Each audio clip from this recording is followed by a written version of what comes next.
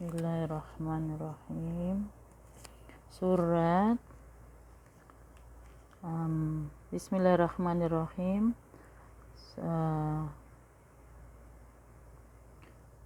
Quran chapter 10, Surat Yunus, si Propeta Jonah. Bismillahirrahmanirrahim. Verse 1. Alif Lam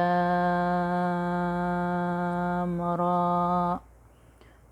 Ito ang mga aya o talata ng aklat ng Quran, ang tigib ng karunungan. Verse 2.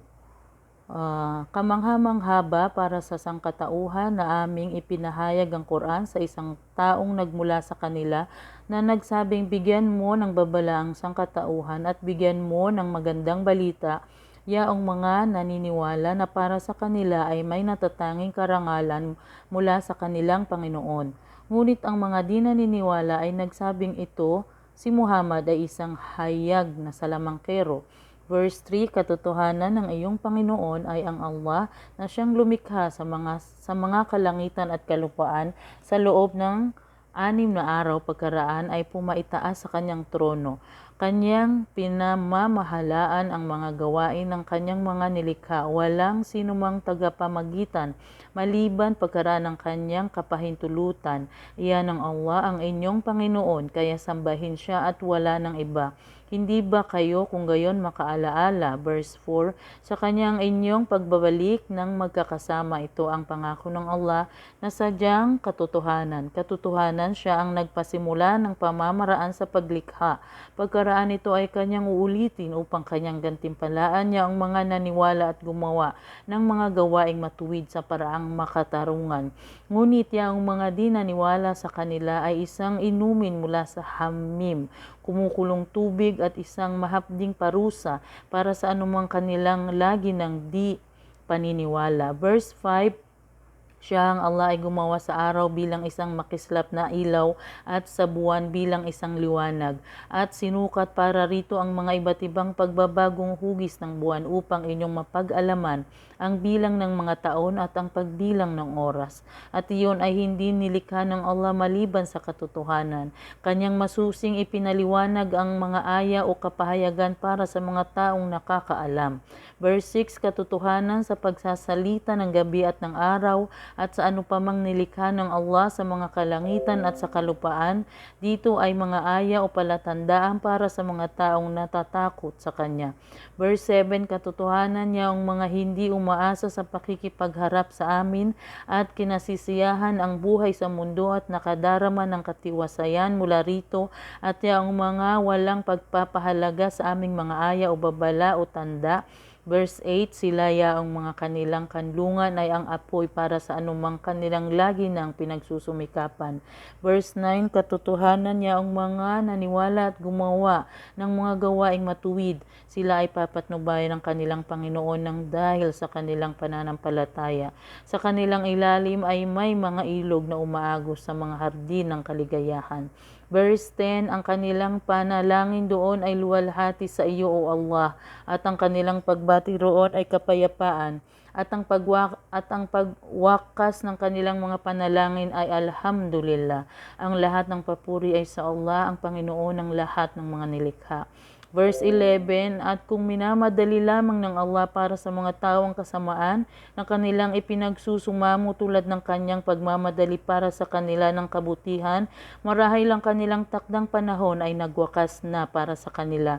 Kaya aming hinahayaan niya ang mga hindi umaasa sa araw ng kanilang pakikipagharap sa amin na sila ay magsilaboy ng bulag sa kanilang pagsuway.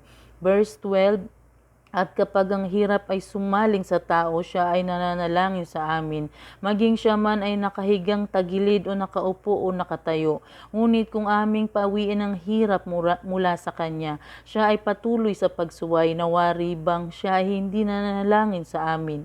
Siya ay hindi nanalangin sa amin upang mapawi ang hirap na dumating sa kanya. Ganyang ginawang kalugod-lugod sa paningin ng mga mapagmalabis ang anumang kanilang lagi ng ginagawa. Verse 13, at katiyakan aming winasak na ang mga salinlahing henerasyon na una sa inyo nang sila ay nagkamali, at ang kanilang mga sugo ay nagsirating sa kanila na may dalang mga malilinaw na katibayan, ngunit sa kabila nito sila ay hindi naniwala. Ganyan namin pinagbabayad ang mga taong mapagawa ng kabuktutan.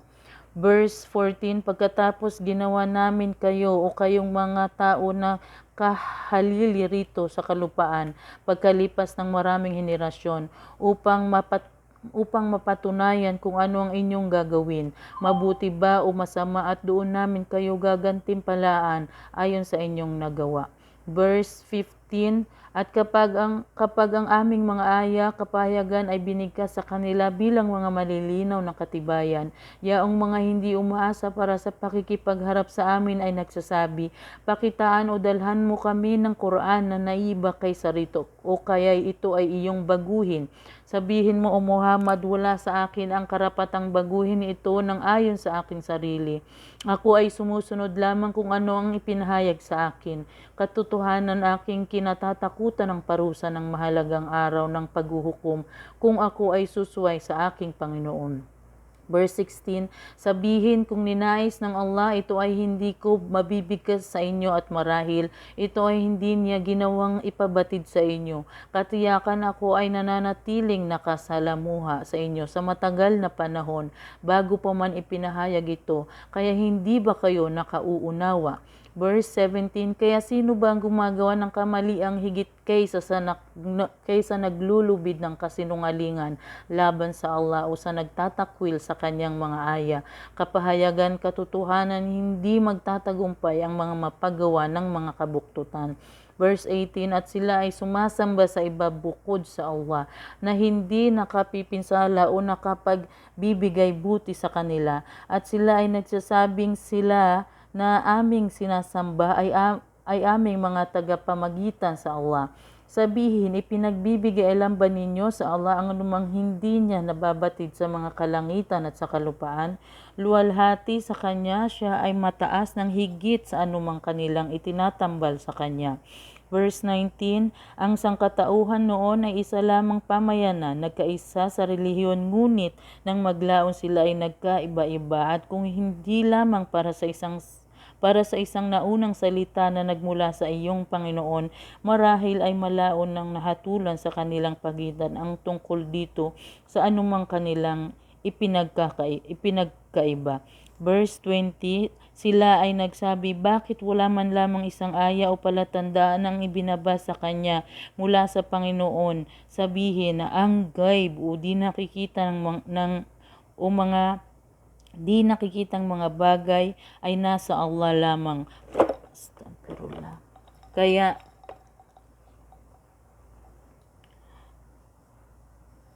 Kaya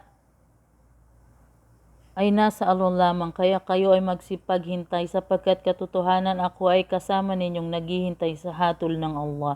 Verse 21, at kapag aming ipinalasap sa tao ang habag pagkaraan ng hirap na dumating sa kanila, pagmasdan sila ay nagsabuatan laban sa aming mga aya o kapahayagan. Sabihin, ng Allah ay maagap sa pagbabalak. Katotohanan, ang aming mga sugo o mga anghel ay nagtatala sa anumang inyong pinagsasabuatan. Verse 22, siya ay nagbigay ng kakayahan sa inyo upang kayo ay makapaglakbay sa mga lupain at karagatan, hanggang nang kayo ay lula ng sasakyang dagat at sila ay kasama nilang nagsipaglayag ng may mabuting ihip ng hangin, at sila ay nangangalak doon. Ngunit di naglaon dumating ang isang unos, at ang mga alon ay tumambad sa kanila mula sa lahat ng dako, at nang inakala nilang sila ay napalilibutan ng panganib, sila ay nagsumamo sa Allah, naging matapat sa kanya sa relihiyon na nagsasabing, kung kami ay iyong ililigtas mula rito, katiyakan na kami ay magiging kabilang ng mga mapagpasalamat. Ngunit nang sila ay kanyang iniligtas, pagmasdan sila ay sumuway sa kanya sa kalupaan ng walang katuwiran o sangkatauhan. Ang inyong pagsuway ay laban sa inyong mga sarili. Ito ay isa lamang maikling kasiyahan ng makamundong buhay pagkaraan sa huli sa amin ang inyong pagbabalik. At aming ipagbibigay alam na inyo ang anumang inyong lagi nang ginagawa. Verse 24, katotohanan ang kahintulad ng makamundong buhay na ito ay katulad ng tubig ulan na aming ibinababa mula sa kalangitan na sinisipsip ng mga halaman sa lupa. Ito ang pinagkukunan ng tao at ng mga hayop para sa kainin hanggang kapag kuhain ng lupa ang hanggang saan na yun? Upang kuhanin ang lupa ang kapag kuhanin ng lupa ang pangasiwaan nito upang ayusin ang palamuti nito at pagandahin, at ang mga mamamayan nito ay nag-aakalang sila ay may kakayahang mapanatili ito habang panahon, ngunit ito ay dinatna ng aming takdang kautusan sa gabi at sa araw, kaya ito ay aming nagawang ipatupad sa pamamagitan ng pag-ani. Nawari bang ito ay hindi yumabong o namukadkad kahapon? Ganyan namin ipinaliliwanag ng masusi ang mga palatandaan para sa mga taong nag-iisip. Verse 25, at ang Allah ay nananawagan tungo sa tahanan ng kapayapaan at nagpapatnubay sa sino mang kanyang nais tungo sa matuwid na landas. Verse 26, para sa mga gumawa ng mabuti, ito ay ang pinakamainam na gantimpala at may karagdagan pa. Walang dilim ang tatakip sa kanilang mga mukha. Unang kahihiyan sila yaong mga maninira sa paraiso. Sila ay mamamalagi roon ng walang hanggan. Verse 27, at yaong mga nagsumika para sa masamang gawain ang kabayaran ng isang kasamaan ay ang nakakatulad nito, at ang kahihiyan ay tatakip sa kanila. Sila ay hindi magkakaroon ng tagapagtanggol mula sa Allah. Ang kanilang mga mukha ay wari bang tinakpan ng mga piraso ng gabi sadyang madilim. Sila yaong mga maninirahan sa apoy, sila ay mamamalagi roon ng walang hanggan. Verse 28, at sa araw na iyon na kung saan sila ay aming titipunin magkakasama, pagkaraan ay aming sasabihin sa mga nagtambal ng iba sa amin, manatili kayo sa inyong kinaroroonan kayo at ng inyong mga itinuturing na mga katambal. Pagkaraan sila ay aming ihiwalay, at yaong kanilang itinuturing na mga katambal ng Allah, magsasabi, hindi ba namin namamalayan ng anumang inyong ginagawang pagsamba sa amin?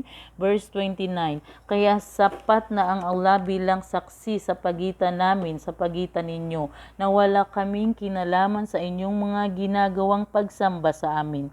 Verse 30, doon sa araw na iyon, bawat kaluluwa ilalagay sa paglilitis para sa anumang kanyang nagawa noon, at sila ay ibabalik sa Allah ang kanilang tunay na maula o Panginoon, at maglalaho sa kanilang anumang kanilang lagi ng nilulubid na kasinungalingan. Verse 31, sabihin, sino ang nagbigay panustos sa inyo mula sa kalangitan at sa kalupaan? At sino ang nakapangyayari upang kayo ay magkaroon ng pandinig at paningin? At sino ang pumubuhay sa mga patay? At sino ang nagdudulot ng kamatayan sa mga nabubuhay? At sino ang tagapangasiwa ng mga pangyayari? Sila ay magsasabi, ang Allah. Kaya sabihin, hindi ba kayo kung gayon natatakot sa Kanya? Verse 32, kaya iyan ang Allah, ang inyong Panginoon ng katotohanan. Kaya pagkaraan ng katotohanan, ano ba ang kataliwasayan ng katotohanan maliban sa kamalian? Kaya paano nga ba't kayo ay nagsilayo sa katotohanan? Verse 33, ganyan ang salita takda ng iyong Panginoon na ipinapatupad ng makatarungan sa mga suwail na sila ay hindi naniniwala. Verse 34, sabihin, meron ba mula sa inyong itunuturing bilang mga katambal ng Allah ang nagpapasimula sa paglikha at pagkaraan ito ay kanyang ulitin? Sabihin mo, ang Allah ang tanging nagpapasimula ng paglikha, pagkaraan ito ay kanyang ulitin, kaya paano nga ba kayo nalinlang? Verse 35, sabihin, mayroon ba mula sa inyong itunuturing bilang mga katambal ng Allah ang nagpapatnubay sa katotohanan? Sabihin sabihin ng Allah ang siyang tanging nagpapatnubay sa katotohanan? Siya ba na nagpapatnubay sa katotohanan ay higit na nararapat na at sundin, o ang isang walang matatagpuang patnubay sa sarili malibang siya ay papatnubayan? Kung gayon, ano ba ang nangyayari sa inyo? Paano nga ba kayo humahatol? Verse 36, at karamihan sa kanila ay walang sinusunod maliban sa pag-aakala lamang. Katunayan ng pag-aakala ay hindi makapananaig laban sa katotohanan, kahit ano pa man. Tunay na ang Allah ay lubos na nakababatid sa anumang kanilang ginagawa. Verse 37, at hindi maaaring magkagayon para sa Quran na ito ay kathain ng iba bukod sa Allah, bagkus ito ay isang pagpapatnubay ng mga kapahayagang nauna rito at isang masusing pagpapaliwanag ng mga lumang kasulatan. Walang alinlangan na ito ay nagmula sa Panginoon ng lahat ng mga nilikha. Verse 38, o di kaya sila ba'y nagsasabi ito ang Quran ay kanyang katang-isip? Sabihin, kung gayon kayo ay magdala o magpakita ng isang sura o kabanata na katulad nito, at inyong tawagin ang sino mang maaari ninyong tawagin bukod sa Allah upang kayo ay tulungan, kung tunay nga kayo ay makatotohanan. Verse 39, bagkus kanilang itinakwil ang anumang kaalamang hindi nila naunawaan at ang pagpapaliwanag ay hindi pa dumating sa kanila. Ganyan din ang ginawang pagtakwil niya ang mga nauna sa kanila. Kaya inyong tunghayan kung paano ang naging wakas ng mga mapaggawa ng kamalian. Verse 40, at kabilang sa kanila ay mga naniniwala rito, at kabilang din sa kanila ay mga di naniniwala rito, at ang iyong Panginoon ay lubos na nababatid ang mga mapaggawa ng katiwalian. Verse 41, at kung ikaw man ay kanilang itinakwil o Muhammad, sabihin mo sa kanila, sa akin ang aking mga gawa at sa inyo ang inyong mga gawa. Kayo ay walang kaugnayan sa anumang aking ginagawa at ako ay walang kaugnayan sa anumang inyong ginagawa. Verse 42, at kabilang sa kanila ay mga nakikinig sa iyo, ngunit magagawa mo bang makarinig ang bingi kung sila ay hindi makaunawa o gumamit ng katuwiran? Verse 43, at kabilang sa kanila ay mga nakatingin sa iyo, ngunit magagawa mo bang patnubayan ang bulag kung sila ay hindi nagtatangkang makakita? Verse 44, katotohanan hindi ginagawa ng kamalian o dinadaya ng Allah ang mga tao ng kahit ano pa man, ngunit ang mga tao ang gumagawa ng mga sariling kamalian sa kanilang mga sarili. Verse 45, at sa araw na iyon kapag sila ay kanyang titipunin, ito ay wari bang sila ay hindi nananatili sa mundong ito maliban sa isang oras ng maghapon at sila ay magkakakilala sa isa't isa. Katiyakan ng nawalan ay yaong mga nagtakwil hinggil sa araw ng pakikipagharap sa Allah at sila ay hindi mga napatnubayan. Verse 46, at kahit aming ipakita sa iyo, Muhammad, ang ilan sa anumang ipinakita namin sa kanila, o ikaw ay aming tulutang mamatay, sa amin pa rin ang kanilang pagbabalik. Kaya sa alinmang paraan ng Allah ay saksi sa anumang kanilang ginagawa. Verse 46, at sa bawat pamayanan ay may isang sugo. Kaya kapag ang kanilang sugo ay dumating, anumang bagay ang hahatulan sa kanilang pagitan ng makatarungan at sila ay hindi gagawa ng kamalian. Verse 48, at sila ay nagsasabi, kailan nga ba ang katuparan ng pangakong ito? Kung tunay nga na kayo ay makatotohanan. Verse 49, sabihin, ako ay walang taglay na kapangyarihan para sa aking sarili sa anumang pinsala o kapakinabangan, maliban kung ano ang nais ng Allah. Bawat pamayanan ay may isang takdang panahon, at kapag dumating na ang kanilang takda, hindi nila magagawang antalahin ito kahit isang oras at hindi nila magagawang pangunahan. Verse 50, sabihin, isinasaalang-alang ba ninyo na kung ang kanyang parusa ay dumating sa inyo sa oras ng gabi o sa araw, ilang bahagi kaya nito ang maaring madaliin ng mga mapaggawa ng kabuktutan? Verse 51, pagkaraan kapag ito ay nangyayari na, saka pa lamang kayo ay maniniwala rito, ngunit maniniwala rito ngayon pa at katiyakan kayo ay nagmamadali noon pa para rito. Verse 52, Pagkaraan ito ang sasabihin sa mga nakagawa ng mga kamalian. Lasapin ninyo ang walang katapusang parusa. Hindi nga ba kayo ay binabayaran lamang para sa anumang kasalanan o kasamang inyong lagi ng pinagsusumikapan? Verse 53, at sila ay nagtatanong, O Muhammad, ng kaalaman sa iyo, o nagsasabing, ito ba ay totoo, ang araw ng pagkabuhay na muli? Sabihin, oo, sumpaman sa aking Panginoon, ito ay katotohanan at hindi ninyo matatakasan ang Allah. Verse 54, at kung ang bawat kaluluwa ay nagkamali sa sarili at magkaroon ng anumang nasa mundo, ito ay kanyang ibibigay bilang pantubos sa sariling kaligtasan. Subalit, ito ay hindi tatanggapin sa kanya at kanilang ikukubli ang pagsisisi kapag kanilang matunghayan ang parusa at sila ay hahatulan sa kanilang pagitan ng makatarungan at sila ay hindi gagawa ng kamalian. Verse 55, walang alinlangan, anumang nasa kalangitan at kalupaan ay pagmamay-ari ng Allah. Walang alinlangan, ang pangako ng Allah ay totoo, ngunit karamihan sa kanila ay hindi nakababatid. Verse 56, siya ang naggagawad ng buhay at nagdudulot ng kamatayan at sa kanya kayong lahat ay ibabalik. Verse 57, o sangkatauhan, tunay nga na dumating sa inyong isang mabuting payo mula sa inyong Panginoon at isang mabisang lunas para sa anumang karamdaman nasa inyong mga dibdib at magsilbing patnubay at habag para sa mga naniniwala. Verse 58, sabihin, sa biyaya ng Allah at sa kanyang habag, kaya sa mga iyan ay hayaan silang magsipagdiwang. Ito ay higit na mainam kaysa sa anumang yaman na kanilang pinagtitipunan. Verse 59, sabihin, nakita ba ninyo ang anumang panustos na ibinaba ng Allah para sa inyo? Ang iba nito ay ginawa ninyong bawal at ang iba ay marapat. Sabihin, pinahintulutan ba ng Allah para sa inyo na ito ay inyong gawin o kayo ay naglubid ng kasinungalingan laban sa Allah? Verse 60, at ano ba ang inaakala niya ang mga naglulubid ng kasinungalingan laban sa Allah sa araw ng pagkabuhay na muli? Ano ang inaakala nilang gagawin sa kanila ng Allah? Katotohanan ng Allah ay tigib ng biyaya sa sangkatauhan, ngunit karamihan sa kanila ay hindi mapagpasalamat.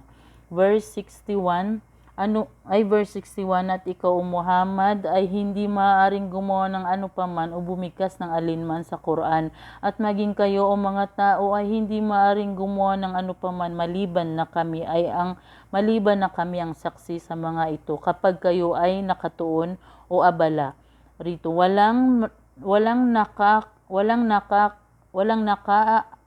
nakaalpas mula sa iyong Panginoon ng anumang bahagi ng isang maliit na bagay na nasa kalupaan o nasa kalangitan o anumang higit na maliit o higit na malaki maliban na iyan ay nakatala sa isang malinaw na talaan. Verse 62, walang alinlangan katotohanan para sa mga awliya o kapanalig o alagad ng Allah. Sila ay walang madaramang pangamba at sila ay walang mararanasang kalungkutan. Verse 63, yaong mga matatapat at tunay na naniniwala at lagi ng kinatatakutan ng parusa ng Allah. Verse 64, at para sa kanila ay nakalaan ang mga magagandang balita sa buhay sa mundong ito at maging sa kabilang buhay, walang pagbabago sa mga salita ng Allah. Iyan ang dakilang tagumpay. Verse 65, at huwag mong hayaang ang kanilang mga pananalita ay magbigay ng kalungkutan sa iyo, O Muhammad, sapagkat ang izzah o karangalan ay nasa pagmamay-ari ng ganap ng Allah. Siya ang lubos na nakaririnig, ang maalam. Verse 66, walang alinlangan katotohanan sa Allah ang pagmamay-ari ng sinumang nasa mga kalangitan at sinumang nasa kalupaan at yaong mga dumadalangin sa iba bukod sa Allah at hindi tunay na sumusunod sa itinuturing nilang mga katambal ng Allah. Katotohanan, sila ay walang sinusunod kundi ang mga maling pag-aakala at katotohanan sila ay mapaggawa ng mga haka-haka. Verse 67, siya ang gumawa para sa inyo ng gabi upang kayo ay magpahinga roon at ng araw upang kayo ay bigyan ng magandang pananaw o makakita. Katotohanan, naririto ang mga aya palatandaan para sa mga taong nakikinig o nag-iisip ng malalim. Verse 68, silang mga Hudyo, Kristiyano at mga pagano ay nagsabi, ang Allah ay nagkaroon ng anak na lalaki, luwalhati sa kanya, siya ay mayaman, walang pangangailangan sa kanya ang anumang nasa mga kalangitan at anumang nasa kalupaan. Wala kayong katibayan, anumang batayan para rito sapagkat kayo ay nagsasabing lamang tungkol sa Allah ng anumang hindi ninyo nalalaman. Verse 69, sabihin mo sa kanila o Muhammad, katotohanan niya ang mga mapaglubid ng kasinungalingan laban sa Allah ay hindi magtatagumpay. Verse 70, para sa kanila ay isang maikling kasiyahan lamang sa mundong ito at pagkaraan sa amin ang kanilang pagbabalik at pagkaraan sila ay aming palalasapin ng matinding parusa ng dahil sa kanilang lagi ng hindi paniniwala.